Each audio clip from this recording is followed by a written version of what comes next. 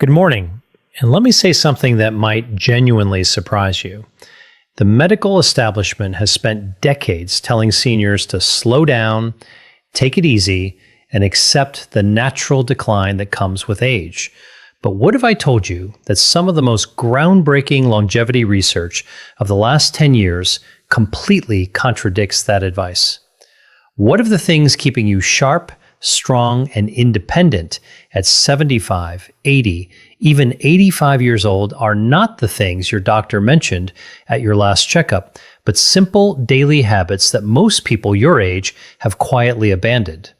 I'm Dr. William, and after more than 2 decades working with patients in the 75 to 85 age range, I've seen something that the research is only now beginning to confirm. The people who age the best, the ones who still drive themselves to appointments, who still garden, who still remember every grandchild's birthday without writing it down, they share a very specific set of behaviors, not expensive supplements, behaviors. A landmark study published by the Stanford Center on Longevity followed over 4,200 adults between the ages of 70 and 90 for a period of 12 years. What they found was striking. Those who maintained just 4 or more of these specific daily habits were 61% less likely to experience what researchers call accelerated functional decline, meaning the rapid loss of independence that sends so many seniors into assisted living far earlier than necessary. 61%. That is not a small number. That is the difference between living your life on your own terms and living it on someone else's schedule. Now, I want to tease something before we go further because I know you might be tempted to skip ahead. The number one habit on this list, the most powerful of all 6, is something that almost no one talks about. It has nothing to do with diet or exercise in a traditional sense. In fact, most cardiologists don't even bring it up. But the research coming out of institutions like Johns Hopkins and the University of Edinburgh suggests it may be the single greatest predictor of cognitive and physical independence after age 75. So please, stay with me until the end because that one could genuinely change how you approach the rest of your life. But before we dive into the list, I want to ask you something personally. Drop your age in the comments below, whether you're 68, 74, 81, or somewhere else entirely, and tell me, which of these habits do you think you already have? I read every single comment on this channel, everyone. This community means everything to me, and your story matters. So leave it down there, and let's have a real conversation. Now, let's count down from number 6 to number 1, starting with something that sounds almost too simple to be life-changing, but the science behind it is anything but simple. Number 6, drinking water strategically, not just casually. Here is what most people get wrong about hydration after 75. They think it works the same way it did at 45. It absolutely does not. After the age of 70, your kidneys lose approximately 40% of their filtering efficiency. Your body's thirst signals become significantly blunted, meaning you genuinely stop feeling thirsty even when you're severely dehydrated. And your blood's ability to carry oxygen and nutrients to your muscles and brain drops measurably with every percentage point of fluid you lose. Think of your bloodstream like a river delivery system. When that river runs low, the delivery trucks slow down, packages get lost, and the whole operation starts breaking down.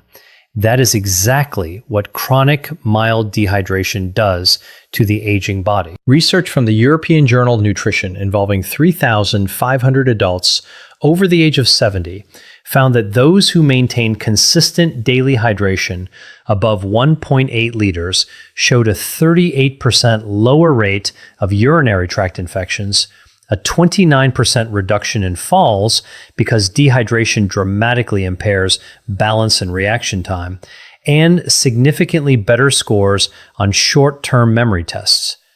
The brain is approximately 75% water.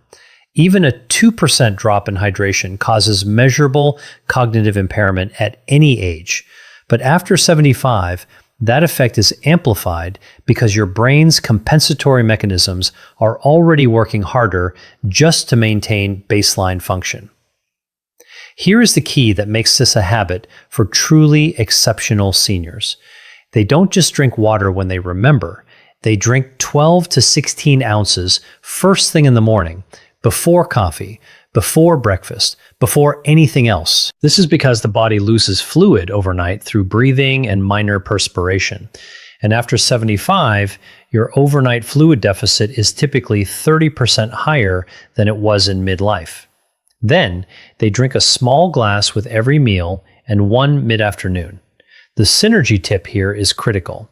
Pair your morning water with a small amount of sodium, not table salt, but a pinch of high-quality sea salt or an electrolyte tablet. Because after 75, your kidneys have more difficulty retaining sodium. And without it, plain water passes through your system without being fully absorbed into your cells where it's actually needed. Margaret, 81 years old from Boise, Idaho, came to see me complaining of afternoon brain fog, dizziness when standing, and what she described as feeling like my thinking was wrapped in cotton. She was not dehydrated in any dramatic sense. She was chronically, mildly underhydrated. We made one change: strategic hydration, timed correctly, with a small electrolyte addition in the morning. 6 weeks later, she told me it felt like someone had cleaned the windows of her mind. Her balance improved, her afternoon fatigue decreased significantly. One habit, life-changing results. Number 5, resistance-based movement at least twice per week. I need to be very clear about something here because I see this misunderstood constantly. When I say resistance movement, I am not talking about going to a gym and lifting heavy weights. I am talking about any movement that asks your muscles to work against a force, whether that's a resistance band, a light dumbbell, a wall push-up, or even carrying groceries with intention. The distinction matters enormously after 75 because of a process called anabolic resistance. Let me explain what that means. Anabolic resistance is the reduced ability of aging muscle cells to respond to protein and exercise stimulation. In practical terms, it means that after 75, your body needs more signal, more intentional resistance to maintain the same amount of muscle that a 50-year-old would maintain with half the effort. Your muscles are not lazy. They are simply harder to reach. And if you don't reach them consistently, they begin a process called sarcopenia, the progressive loss of muscle mass and strength, which research from the Mayo Clinic has linked to a 47% increased risk of falls, a 53% higher likelihood of being unable to perform basic daily tasks within 5 years, and a dramatically shortened overall lifespan. A study from Tufts University followed adults aged 75 to 85 who began twice weekly resistance training. After just 10 weeks, participants showed an average 37% increase in leg strength, a 28% improvement in balance scores, and here is the part that always surprises people: a measurable improvement in insulin sensitivity, which directly affects energy, inflammation, and cognitive function. The mitochondria in your muscle cells, which are essentially the power plants of your body, literally regenerate more efficiently when resistance exercise is present. You are not just building muscle, you are rebuilding the energy infrastructure of your entire body. The practical prescription is simple: 2 to 3 sessions per week, 20 to 30 minutes each, focusing on the large muscle groups, legs, hips, and back. Resistance bands are ideal for seniors because they provide progressive resistance without joint impact. The synergy tip: perform your resistance session within 30 minutes of consuming 25 to 30 grams of protein, because after 75, the anabolic window, the period during which your muscles can most efficiently absorb protein for repair, is shorter and less forgiving than in younger adults. Timing is not optional at your age, it is essential. Number 4, maintaining a consistent, purposeful sleep schedule. Before I continue, If this video is giving you value, if you're learning something you wish someone had told you years ago, please take 1 second right now and click that subscribe button. And if you know someone between 70 and 90 who deserves to hear this information, share this video with them today. I say this because this channel exists for one reason: to give seniors the science-backed truth that far too many medical appointments never have time to cover. Now, back to sleep, because this one is far more complex than simply going to bed early. After the age of 75, your circadian rhythm, your body's internal 24-hour clock, begins to shift and critically weaken. Your brain produces roughly 70% less melatonin than it did at age 30. Your slow wave sleep, which is the deepest and most physically restorative phase, decreases by up to 80% from what it was in your 30s. This is the phase during which human growth hormone is released, the hormone responsible for cellular repair, immune function, and muscle maintenance. And here's what most people don't realize: poor sleep after 75 is not just about feeling tired. A study from the University of California, Berkeley, found that adults over 70 with disrupted sleep patterns showed a 68% higher accumulation of amyloid plaques in the brain, the same plaques associated with Alzheimer's disease. The seniors who do this exceptionally well do not just sleep more, they sleep consistently. They go to bed within the same 30-minute window every night. They wake at the same time every morning, including weekends. They keep their bedroom cool between 65 and 68 degrees Fahrenheit because body temperature regulation during sleep becomes less efficient after 75. And a cooler environment supports the deep sleep your brain desperately needs. They avoid screens for 60 minutes before bed, not because of blue light alone, but because mental stimulation keeps the prefrontal cortex active in ways that delay sleep onset by an average of 47 minutes in adults over 70, according to research from Harvard Medical School. The synergy tip: pair your consistent sleep schedule with 10 minutes of slow, diaphragmatic breathing before bed. This activates the parasympathetic nervous system, your body's rest and repair mode, and research shows it reduces nighttime cortisol levels by up to 22%, making it significantly easier to reach and sustain slow-wave sleep in aging adults. Number 3, eating protein in a deliberate, distributed pattern. This is where I see the most dangerous misconception among seniors, and it genuinely concerns me as a physician. The idea that you need less protein as you age is not just wrong. It may be one of the most harmful pieces of nutritional folklore ever passed down. The truth is the exact opposite. After 75, due to the anabolic resistance I mentioned earlier, your body actually requires 50 to 75% more dietary protein per pound of body weight than a healthy 30-year-old to achieve the same muscle maintenance effect. Yet most seniors I see are eating half the protein they need, often because appetite decreases with age and high carbohydrate foods feel easier to prepare and consume.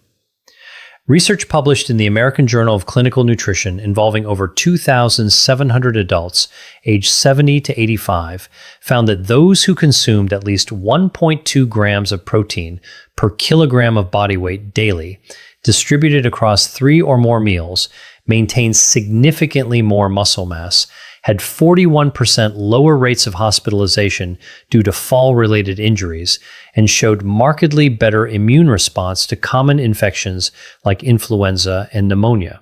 Think of protein like the bricks your body uses to rebuild itself overnight. Every night, while you sleep, your body tears down old, damaged tissue and replaces it with new. Without enough bricks, without enough protein, the reconstruction is incomplete. Over months and years, the structural deficit becomes catastrophic. The practical approach is this: aim for 25 to 35 grams of protein at each of your 3 main meals. This is approximately 4 to 5 ounces of chicken, fish, eggs, Greek yogurt, or legumes per meal. The reason distribution matters so much after 75 is that aging muscles can only utilize approximately 35 to 40 grams of protein per sitting for synthesis. Beyond that, the excess is oxidized for energy rather than used for repair. Spreading it out makes every gram count. James, 78 years old from Scottsdale, Arizona, came to me after his daughter noticed he'd lost nearly 18 pounds of what his previous doctor had called normal age-related weight loss. It was not normal.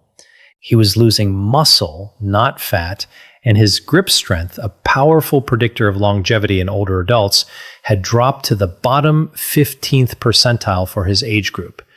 We restructured his meals around deliberate protein intake. 12 weeks later, he had regained 11 pounds of lean mass, his grip strength was back in the 60th percentile, and he told me with unmistakable pride that he had carried all of his own groceries from the car for the first time in 2 years. The synergy tip: pair your protein meals with a small amount of vitamin C, an orange, some bell pepper, a splash of lemon juice, because vitamin C is essential for collagen synthesis, which works in tandem with dietary protein to maintain not just muscle, but the connective tissue, joint cartilage, and skin integrity that collectively determine how well your body holds itself together after 75. Number 2, daily intentional social engagement. I told you earlier in this video that one of the top 2 items would surprise you. This is the one that surprises most people because it sounds too soft, too emotional to be a medical recommendation. But I want to be absolutely clear. The research on social engagement and longevity in adults over 75 is not soft. It is some of the hardest, most replicable science in modern gerontology. A study from Brigham Young University analyzing data from over 300,000 adults across multiple decades found that social isolation carried a mortality risk equivalent to smoking 15 cigarettes per day. Let me say that again. Being chronically socially isolated is as dangerous to your lifespan as smoking 15 cigarettes every single day. For adults over 75, the National Institute on Aging has found that loneliness accelerates cognitive decline by up to 64%, increases the risk of dementia by 41%, and dramatically elevates inflammatory markers in the blood, specifically interleukin-6 and C-reactive protein, that directly damage cardiovascular tissue, immune function, and neural connectivity. Here is the physiological reason this works at such a deep level. Meaningful social interaction, not passive screen time, not watching television in the same room as someone, but actual engaged human connection triggers the release of oxytocin, which suppresses cortisol, reduces inflammation, and activates the prefrontal cortex in ways that keep neural pathways dense and active. Think of your social brain like a muscle. The neurons that fire during genuine conversation, shared laughter, debate, and emotional connection are the same neurons that maintain your memory, your decision-making, and your sense of self. When those neurons go quiet for weeks at a time, they begin to prune. And after 75, neuroplasticity, your brain's ability to form new connections, has already decreased significantly, making unused pathways far harder to restore. The prescription here is not complicated, but it must be intentional. Aim for at least one meaningful in-person social interaction every single day. A phone call counts if it's genuinely engaged. A community group, a faith gathering, a walking partner, a regular lunch with a neighbor. What does not count in terms of the neurological benefit is passive social presence. You must be actively thinking, responding, laughing, disagreeing, sharing. That engagement is the stimulus that keeps your brain structurally intact. Dorothy, 83 years old, from Charleston, South Carolina, lost her husband of 54 years and withdrew almost completely from social life. Her daughter brought her to see me 8 months later. Cognitively, she had declined measurably on standard assessments in less than a year. We didn't change her medications. We built her a social schedule.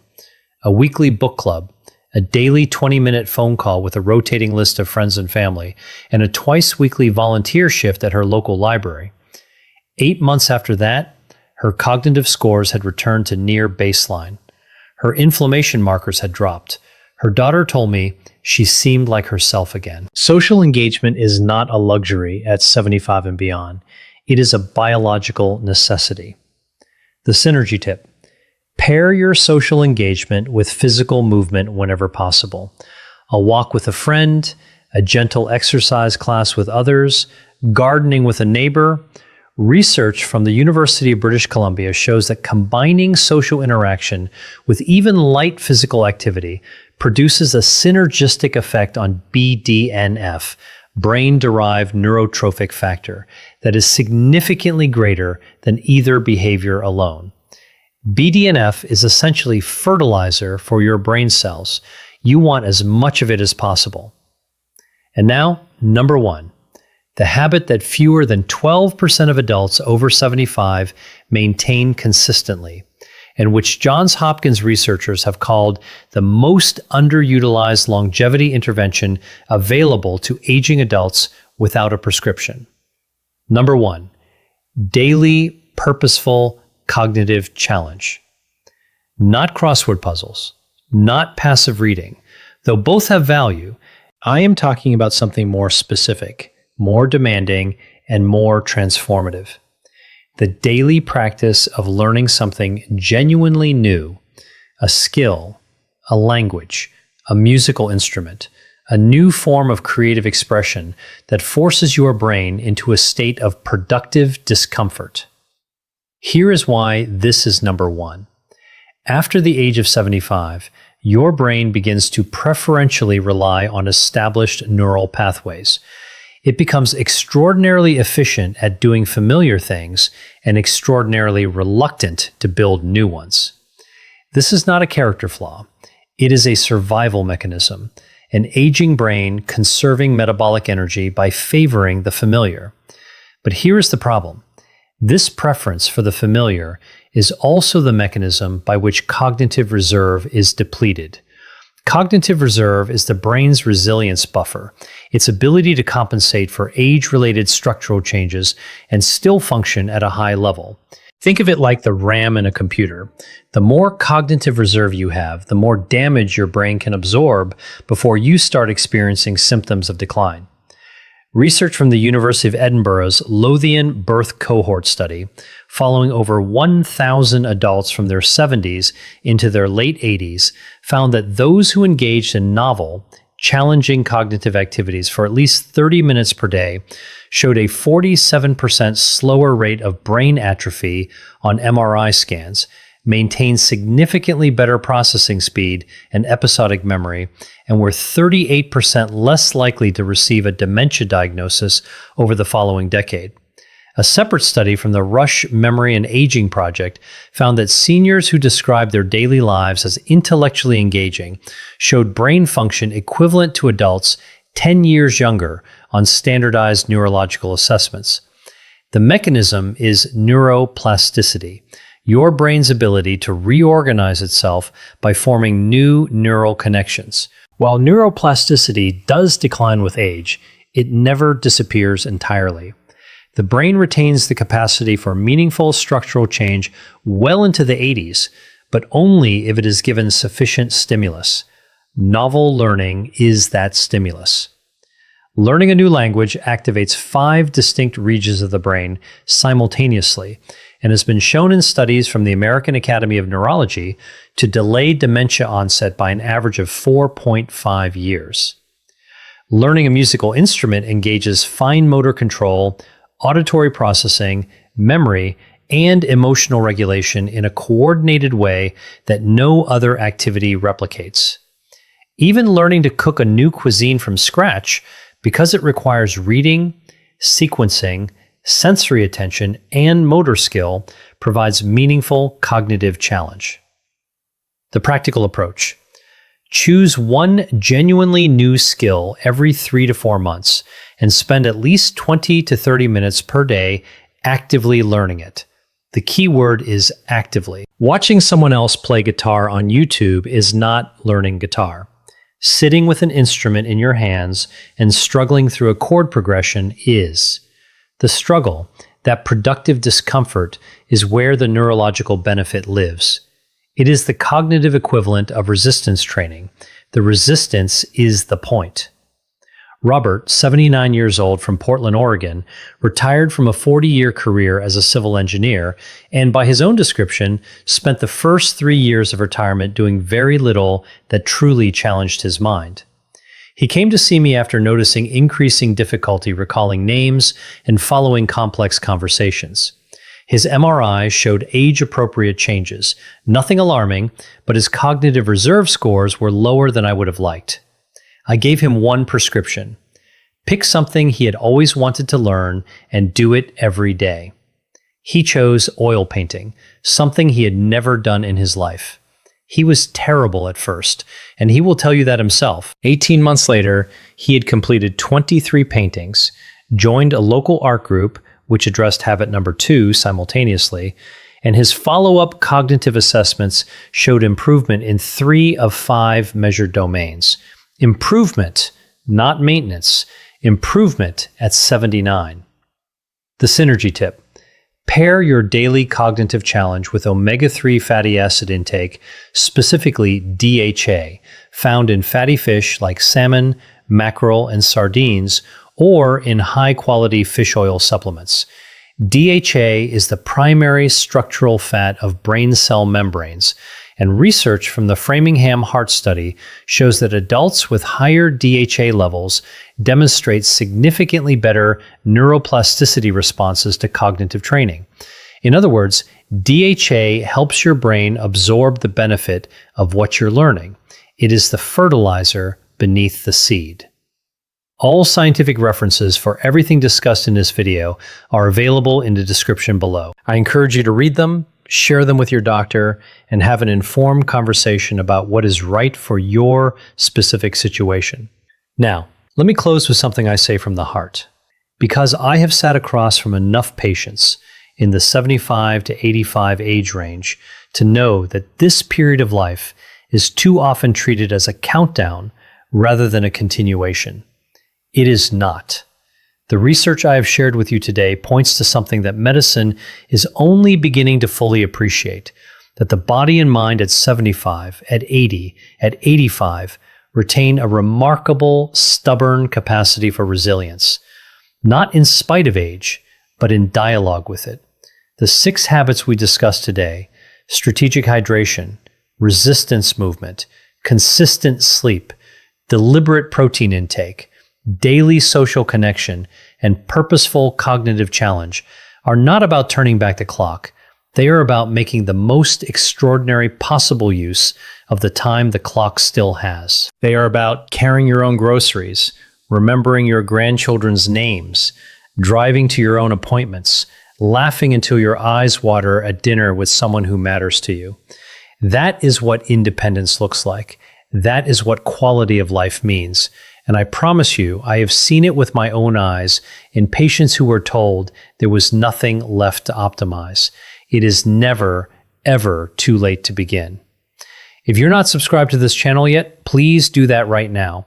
Every week, I bring you research-backed, senior-specific health information that I genuinely believe can add years of quality to your life. Click subscribe and make sure the notification bell is on so you never miss a video. And now I want to hear from you. Leave your age in the comments and tell me which of these 6 habits do you feel strongest in right now and which one do you want to build? I will be reading every response. This community is one of the most engaged and thoughtful I have ever been part of, and that is entirely because of you. I'll see you in the next one. Take good care of yourself because you are worth the effort.